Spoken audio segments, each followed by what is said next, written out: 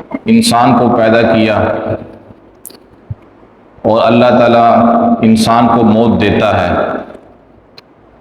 الذی خلق الموت والحیات لیبلوکم ایکم احسن عملا۔ زندگی اور موت کا خالق اللہ ہے۔ زندگی اور موت اللہ کے اختیار میں ہے، جس کو چاہتا ہے زندہ کر دیتا ہے، زندگی عطا فرما دیتا ہے، جس کو چاہتا ہے موت دیتا ہے، اور جس وقت یہ اس کی حکمت کے مطابق جو تقاضا ہوتا ہے اس کے مطابق وہ فیصلہ کرتا ہے۔ وہ علم والا ہے، حکمت والا ہے۔ موت کا تعلق صحت کے ساتھ، بیماری کے ساتھ نہیں ہے کہ صحت مند نہیں مرے گا، بیمار مر جائے گا۔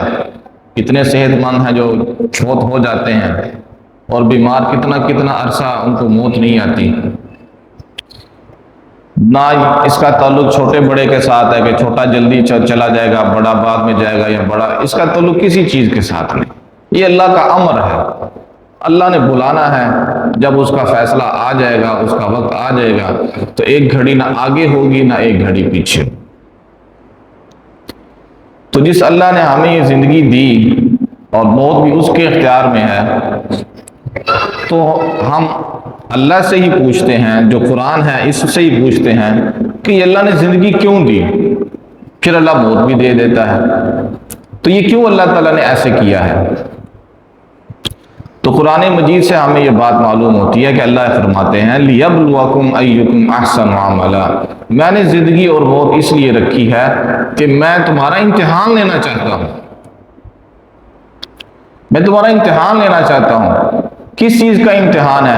اللہ فرماتے ہیں اس چیز کا امتحان ہے کہ تم میں سے اچھے کام کون کرتا ہے۔ یہ امتحان ہے۔ ہم یہاں مزے لے رہے ہیں، ہم یہاں مرضیاں کر رہے ہیں، منمانیاں کر رہے ہیں۔ اس کی وجہ یہ ہے کہ ہم اللہ تعالیٰ کی اس بات سے بے خبر ہو گئے ہیں، جو بات اللہ تعالیٰ نے ہمیں بتائی قرآن مجید میں، جس کا ذکر ہوا۔ سورہ ملک ہے، آپ پڑھتے ہیں، اس کے بالکل آغاز میں ہی ہے کہ زندگی اور موت میں نے اس لیے پیدا کی تھی، تو تمہارا امتحان تھا۔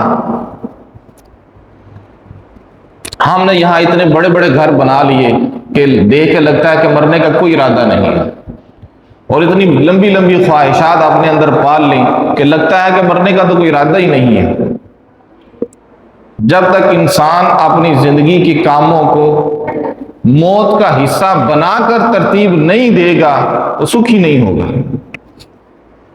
اگر اس نے اپنی زندگی میں سکھ لینا ہے تو موت کو اپنی زندگی کا حصہ سمجھ کے اپنی زندگی کو ترتیب دے، اس کے علاوہ ممکن نہیں ہے۔ اس لیے کہ یہ جو دنیا ہے، جب تک اس کے ساتھ آخرت نہ جڑ جائے تو یہ تو دنیا ناقص ہے، اور اللہ تعالیٰ کوئی ناقص کام نہیں کرتا۔ اللہ تعالیٰ کوئی ایسا کام نہیں کرتا جس میں نقص ہو۔ اس دنیا کے اندر نقص یہ ہے کہ یہاں ظالم دندناتا پھرتا ہے اور مظلوم بیچارہ پستا جا رہا ہے۔ زمین کس کی ہے؟ یہ اللہ کی ہے، تو ظالم دندناتا پھر رہا ہے۔ ظالم کے پاس مال بھی ہے، ظالم کے پاس اسباب بھی ہیں، اس کے پاس افرادی قوت بھی ہے، وہ ظلم کرتا جا رہا ہے، اس کا مال بھی بڑھتا جا رہا ہے، اس کے افراد بھی بڑھتے جا رہے ہیں، تعریفیں کرنے والے بھی بڑھتے جا رہے ہیں، اور مظلوم کی کوئی سننے والا نہیں ہے، اس کی سنوائی نہیں ہے، اس کی داد رسی نہیں ہے۔ تو زمین تو اللہ نے بنائی ہے، تو اللہ کی زمین پہ یہ کیا ہو رہا ہے؟ تو اللہ نے کہا آخرت تو ہے نا، تو آخرت تو ہے نا، تو وہاں ظالم دندناتے پھریں گے؟ نا، یوم لا ینفع مال ولا بنون، ظالموں کا کوئی مال ان کے کام نہیں ہے، ان کے بیٹے ان کے کام نہیں آئیں گے، ان کی طاقتیں ان کے کام نہیں آئیں گی۔ الا من اتى اللہ بقلب سلیم، جس کا دل صاف ہوگا، جس کا دل رب کی محبت سے بھرا ہوا ہوگا، وہ دل اس کو فائدہ پہنچائے گا۔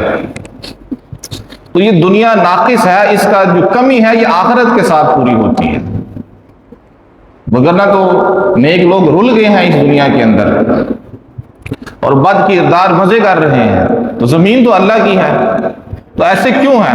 تو اس کے لیے اللہ نے آخرت رکھی ہے، ایک دن رکھا ہے جس میں ہر انسان نے حساب دینا ہے۔